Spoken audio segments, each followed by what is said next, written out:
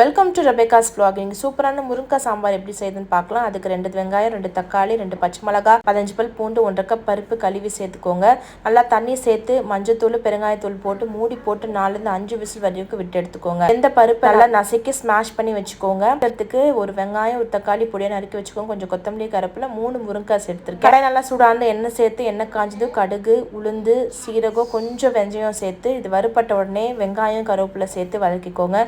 வெங்காயம், கருவேப்பிலை, கொத்தமல்லி நல்லா வதக்கி வந்த உடனே தக்காளி சேர்த்துக்கோங்க. இது ரெண்டும் ஒன்று வதங்கி வந்த உடனே முருங்காய் சேர்த்துக்கோங்க. மசாலா சேர்த்துக்கோங்க. 2 டீஸ்பூன் மசாலா, கொஞ்சம் உப்பும் சேர்த்து தண்ணி சேர்த்து மூடி போட்டு நல்லா வெந்து வர வரைக்கும் விட்டுருங்க. வேக வச்சு இந்த பருப்பை சேர்த்துக்கோங்க. சின்ன நெல்லிக்காய் சேர்த்து புளியை கரைச்சி சேர்த்துக்கோங்க.